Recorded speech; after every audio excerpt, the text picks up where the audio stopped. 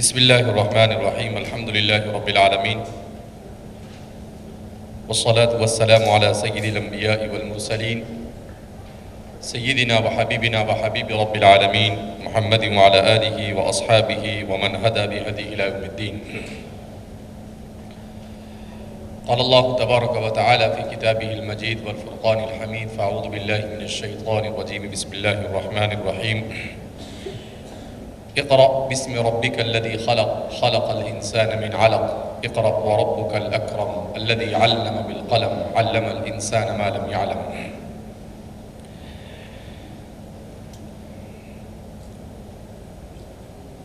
جس موضوع کو لے کر اس وقت ہم یہاں پر جمع ہوئے ہیں یہ بہت ہی امپورٹنٹ، اہم، حساس اور ضروری موضوع ہے۔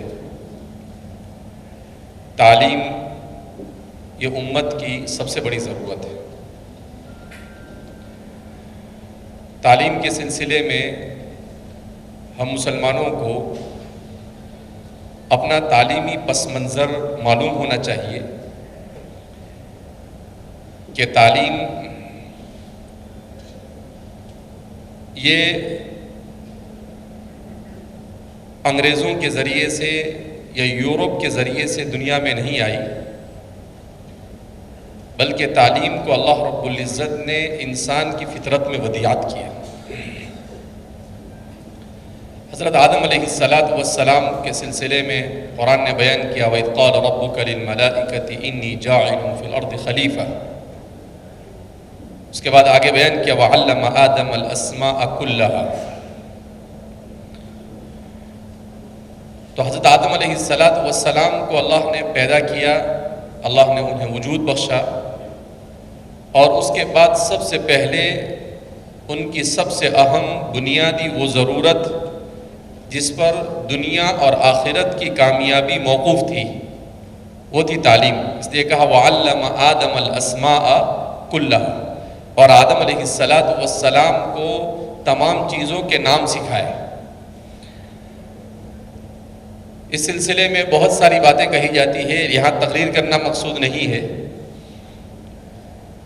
تو ہم صرف اس کو یوں ہی سمجھ سکتے ہیں کہ چیزوں کے نام یہ بہت امپورٹنٹ ہے۔ آدمی کوئی بھی چیز، کسی بھی چیز کو وجود بخشتا ہے یا کسی بھی چیز پر نظر پڑتی ہے یا کوئی بھی اچیومنٹ وہ کرتا ہے تو سب سے پہلے اس کے لیے نام سوچتا ہے کہ میں اس چیز کا نام کیا رکھوں۔ یہ کیوں؟ اس لیے کہ وَعَلَّمَ آدَمَ الْأَسْمَاءَ كُلَّهَا، اس کی فطرت میں ہی وہ رکھا گیا، اور نام کے ذریعے سے اس کے ڈیفرنٹ اور اس کے ایک دوسرے سے امتیاز ہوتا ہے۔ امت محمدیہ علی صاحبہ الف الف تحیۃ و سلام، یہ ایک امت کا تسلسل ہے جس کو ہم صرف رسول اللہ صلی اللہ علیہ وسلم سے شمار کرنے کی کوشش کرتے ہیں، جبکہ امت مسلمہ کا سلسلہ یہ سیدنا حضرت آدم علیہ السلام سے چلتا ہے۔ یہ تاریخی اعتبار سے ام القریٰ کے چند متخصصین نے ایک بڑا اچھا کام کیا ہے۔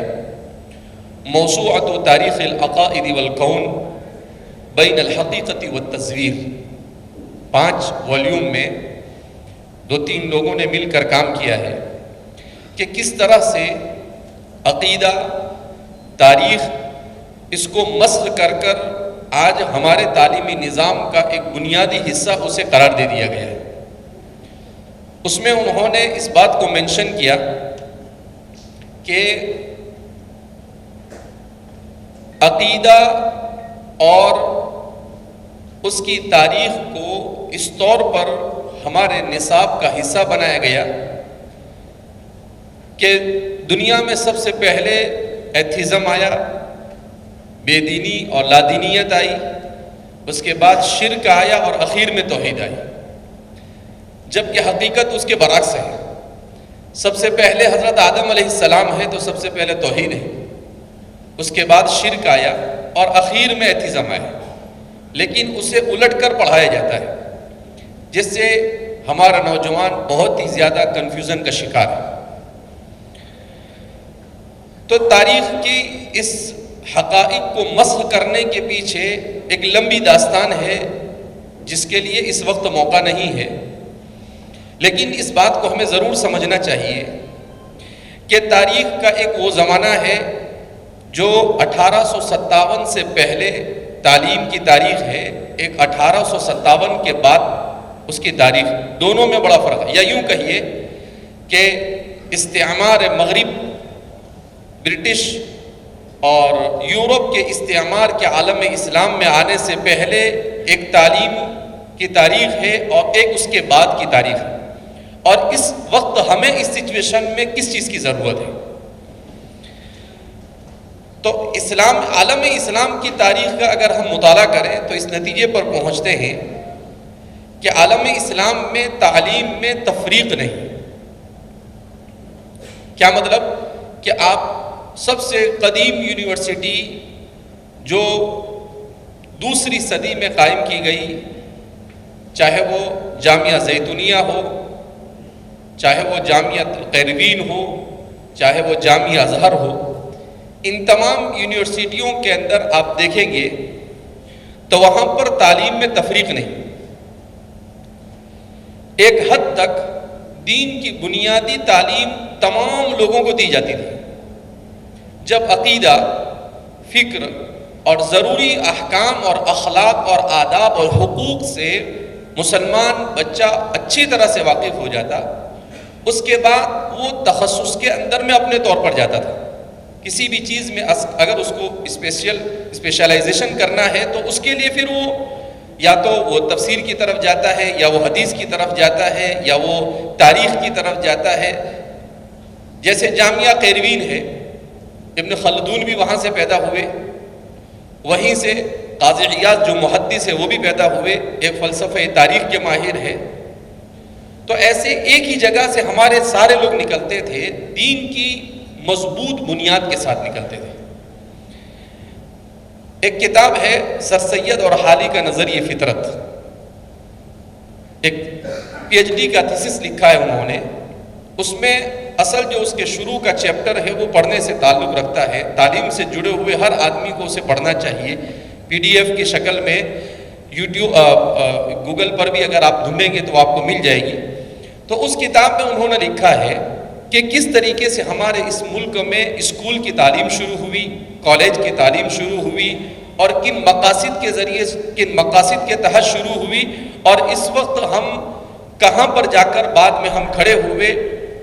تو تعلیم میں انگریز نے اس بات کو بھانپ لیا کہ یہ امت پڑھنے لکھنے والی امت ہے، اس امت کو اگر کمزور کرنا ہے تو اسے تعلیم کے میدان ہی سے کمزور کرنا پڑے گا، اس لیے اس نے تعلیم کو سب سے بڑے ہتھیار کے طور پر استعمال کیا۔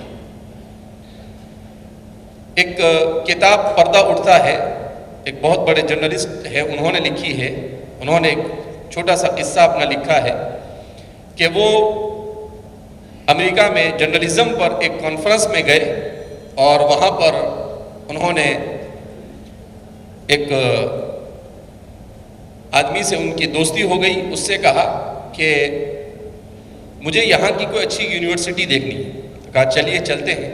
یونیورسٹی دیکھنے کے لیے وہ گئے، تو سب سے پہلے وہ کہتے ہیں کہ ہم لوگ داخل ہوئے ہاسٹل میں، تو ہاسٹل میں جب ہم داخل ہوئے، انٹر ہوئے، تو دونوں دیواروں پر نوٹس بورڈ لگے ہوئے تھے، اس پر مختلف پروگرام کے اناؤنسمنٹ اور اعلانات وغیرہ لگے ہوئے تھے۔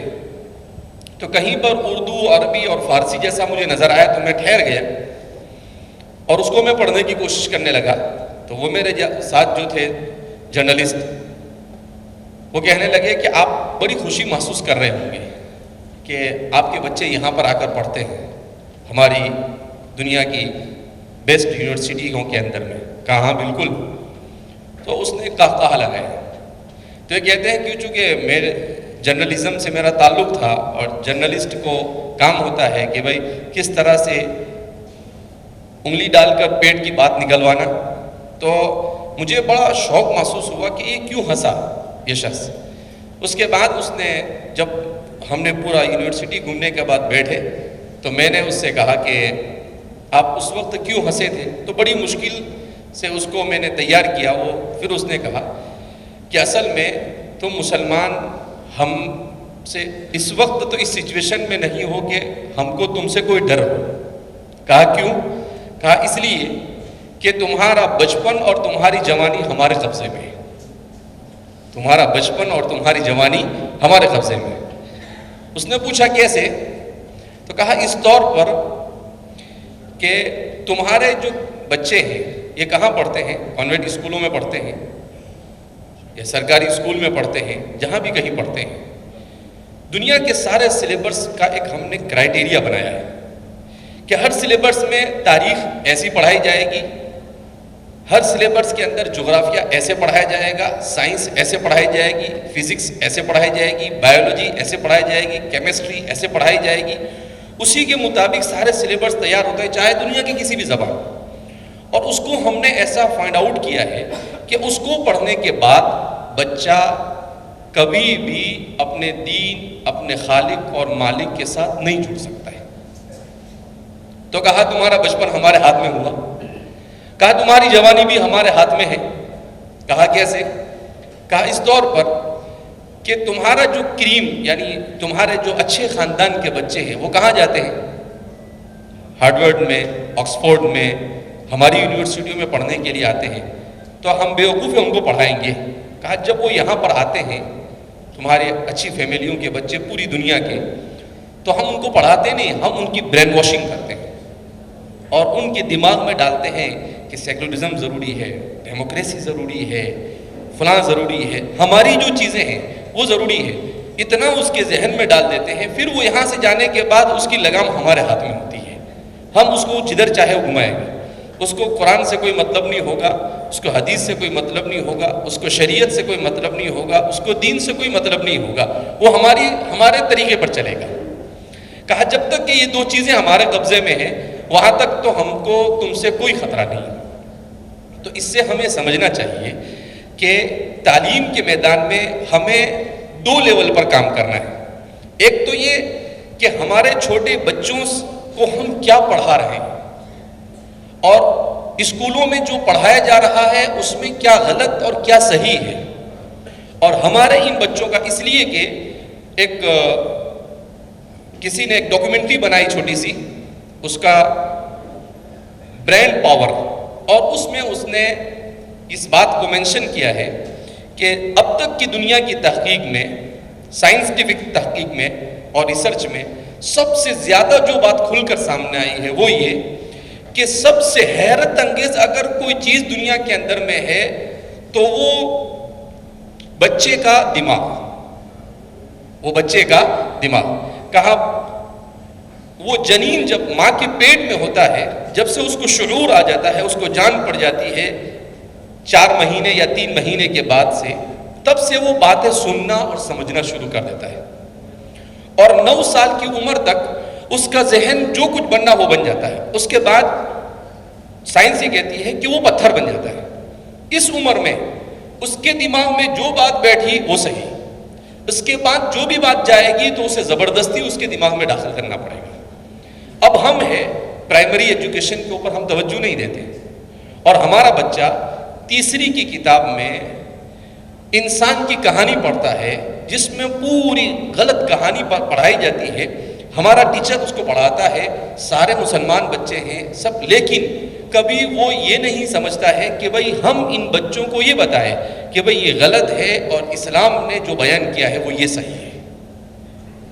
تو ظاہر سی بات ہے کہ بچپن سے اس کے دماغ میں بے دینی اور لادینی کے بیج بوئے جا رہے ہیں جس کا ہمیں احساس بھی نہیں۔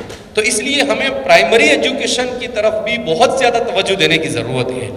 ہمارے اسکول ہونے چاہیے، اور ان اسکولوں میں سب سے زیادہ اس کا میتھڈ آف ٹیچنگ، پڑھانے کا جو طریقہ ہے، اس طریقے میں ہمارے سامنے جو بچے ہیں ان بچوں کو صحیح اور غلط کی تمیز کے ساتھ پڑھایا جائے۔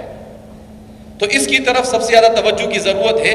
اور پھر اس کے بعد ہائر ایجوکیشن میں جو ہمارے بچے ہیں وہ دوسری جگہ پر جا کر پڑھے، اس کے بجائے اب جو نیو ایجوکیشن پالیسی آئی ہے اس میں بہت ساری ایسی چیزیں ہیں جو ہمارے لیے بڑی خطرناک ہے، لیکن اس میں بہت ساری ایسی چیزیں ہیں کہ جس سے ہم فائدہ اٹھا سکتے ہیں۔ مثلا پرائیویٹ یونیورسٹی قائم کرنا اب آسان ہو گیا ہے، آٹونومس کالج قائم کرنا آسان ہو گیا ہے، آٹونومس بورڈ قائم کرنا آسان ہو گیا ہے. تو ان کے ذریعے سے ہم کس طریقے سے اپنے پاؤں پر تعلیم کے میدان میں کھڑے ہو سکتے ہیں، اپنا سلیبس تیار کر کر، اپنا میتھڈ آف ٹیچنگ تیار کر کر، اور کس طریقے سے ہم اپنے بچوں کو دین کے قریب لا سکتے ہیں، اس کے لیے ہمیں فکر مند ہونے کی ضرورت ہے. تو بہرحال چونکہ تعلیم کے لیے ہم بیٹھے ہیں تو ظاہر سی بات ہے تعلیم ہی پر مجھے بولنا ہوگا. الحمدللہ ہمارا ادارہ یہ آج سے تقریباً 42 سال پہلے، یعنی سن ہجری 1400 اور 1979 میں ہمارے والد صاحب کنتھاریا میں پڑھاتے تھے. بھروچ کے پاس ایک بڑا ادارہ ہے گجرات میں، وہاں پر 2 عقل قوا کے طالب علم پڑھتے تھے. انہوں نے والد صاحب کو دعوت دی کہ آپ ہمارے یہاں جمعہ میں بیان کے لیے آئیں. والد صاحب نے کہا ٹھیک ہے. والد صاحب جمعہ کے بیان کے لیے وہاں پر گئے، اور جب بیان سے فارغ ہوئے تو کچھ ذمہ داروں نے کہا کہ آپ یہاں پر اگر مسلمان 60-65% ہے لیکن تعلیم نہیں، اگر کوئی تعلیمی ادارہ شروع کرے تو ہمارے لیے سعادت کی بات ہو. والد صاحب نے کہا کہ بھائی میں تو ٹیچر ہوں، مجھے اس سلسلے میں زیادہ یہ نہیں ہے. پھر اس کے بعد انہوں نے اکابرین سے مشورہ کیا، اور ایک چھوٹی سی مسجد میں جو مشکل سے 10 بائی 10 کی مسجد تھی، 6 اسٹوڈنٹ اور 1 بچے سے انہوں نے اس کام کا آغاز کیا. الحمدللہ آج عقل قوا میں 100 ایکڑ میں تقریباً 14 سے زیادہ کالجز ہے، اور 14,000 سے زیادہ بچے ایک ہی جگہ پر لاجنگ اور بورڈنگ کے ساتھ تعلیم حاصل کر رہے ہیں. الحمدللہ ہمارے یہاں پر پی جی کے کورس، مثلا ہمارے پاس BUMS کالج ہے، بیچلر آف یونانی میڈیسن اینڈ سرجری. ہمارے پاس بیچلر آف انجینئرنگ ہے، بیچلر آف فارمیسی ہے، بیچلر آف ایجوکیشن ہے، ڈپلومہ ان ایجوکیشن ہے، ڈپلومہ ان ایجوکیشن اردو اور مراٹھی ہے.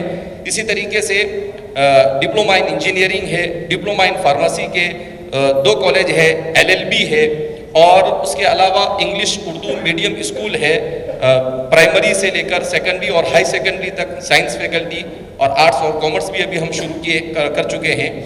اور اسی کے ساتھ ساتھ ہم نے یہ کیا کہ مسلمان بچوں کو دینی ماحول ضروری ہے، تو عصری تعلیم حاصل کرنے والے 5,000 بچوں کو دینی ماحول فراہم کیا، اور جو دینی تعلیم حاصل کر رہے ہیں ان بچوں کے لیے عصری تعلیم کا انتظام کیا کہ ہر عالم ہونے والا بچہ کم از کم 10ویں اور 12ویں تو پاس ہونا ہی چاہیے.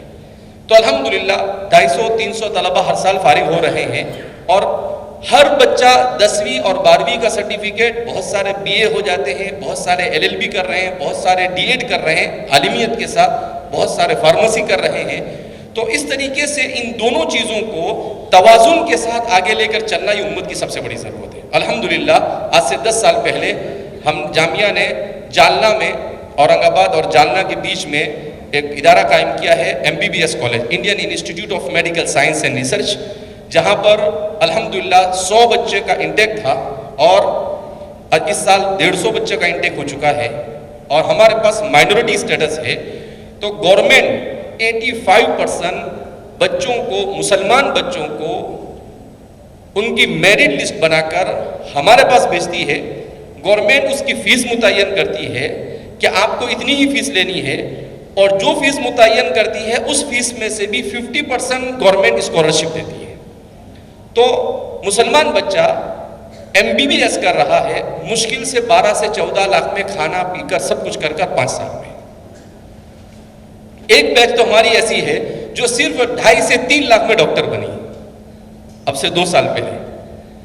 تو اس لیے ایک بات سمجھ میں یہ آتی ہے کہ اگر ہم اخلاص کے ساتھ میدان عمل میں اترتے ہیں اور کام کا نہج صحیح ہے تو اللہ کی ذات سے امید ہے کہ لوگوں کے قلوب اللہ متوجہ کرتا ہے اور خود بخود کام ہوتے چلے جاتے ہیں.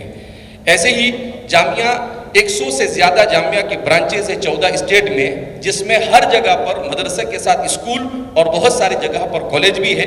ہمارے پاس 2 BUMS کالج ہے، ایک MBBS کالج ہے، BDS کالج کا بھی ہم نے شروع کیا ہے، D.Ed کالج 4-5 جگہوں پر ہے، ITI 7-8 جگہوں پر ہے، اور تقریباً 35 جگہوں پر ہمارے پاس 11ویں اور 12ویں سائنس کا نظام ہے اور 70 سے زیادہ جگہوں پر پرائمری اور سیکنڈری اسکولز مدرسوں کے ساتھ میں جاری ہے.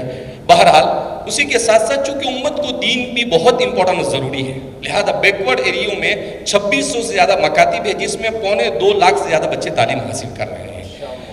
تو الحمدللہ یہ سب اللہ کا فضل ہے، وما توفیق الا باللہ، اللہ کی توفیق سے ہو رہا ہے. اس میں نہ ہمیں فخر کرنے کی ضرورت ہے اور نہ اس پر ہمیں کسی قسم کا عجب آنا چاہیے.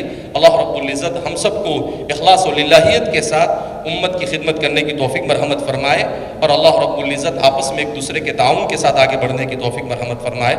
میں اس پروگرام کو جن حضرات نے امتیاز بھائی اور ان کے رفقا نے منعقد کیا ہے، میں ان کا انتہائی ممنون و مشکور ہوں کہ انہوں نے ذرا نوازی کی اور ہمیں یہاں پر بولنے کا موقع عطا فرمایا. اللہ ہم سب کے جمع ہونے کو قبول فرمائے اور اچھی شکلیں یہاں سے وجود میں آئے اور امت ترقی کی طرف گامزن ہو، ایسی سبیل اللہ یہاں سے نکالے. اللہ ایسے فیصلے فرمائے. وآخر دعوانا الحمدللہ رب العالمین.